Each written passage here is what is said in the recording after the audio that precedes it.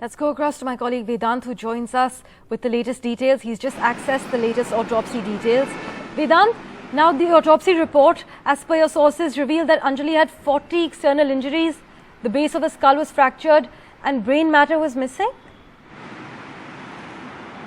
Well, absolutely, Parmeshwar. As per our sources, these chilling details, as revealed in the autopsy report, in fact, actually give us a sense of how brutal the incident was. So, as you rightly mentioned, she sustained 40 external injuries, and we're being told that all these injuries might have collectively caused her death, or independently also.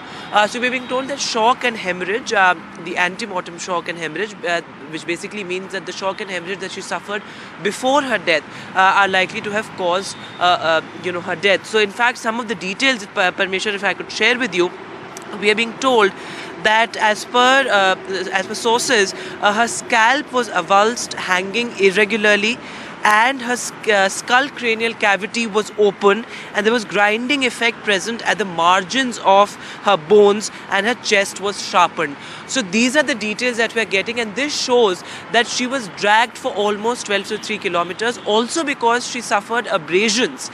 Now this is new, because as of now, as per the initial autopsy report that was out yesterday, the abrasions angle was not mentioned. However, of course, it is something that we can imagine that the victim would have suffered abrasions, considering how brutally she was dragged for almost 12 kilometers.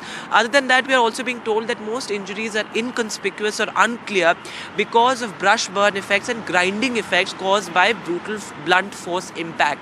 So of course, this is something that the initial autopsy report yesterday also had revealed, that it was of the blunt force impact caused by a vehicular accident that she suffered shock and hemorrhage. Other than that, we are also being told that the base of her skull was fractured. In fact, a skull cavity was found open and brain matter was missing.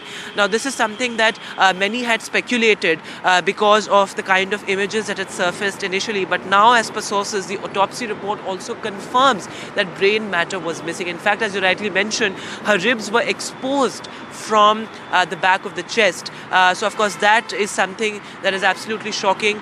We are also being told that Anjali had sustained injuries to her spine. She had fractured her spine as well, her lower femur and her lower limbs as well. So of course it was an absolutely brutal accident, and particularly because she was dragged for 12 kilometers that she had to go through all the injuries, and we are being told that collectively all the 40 injuries would have likely to caused her death. And of course the post-mortem rules out any possibility of sexual assault because no internal injuries were found on her private parts. Parmeshwar.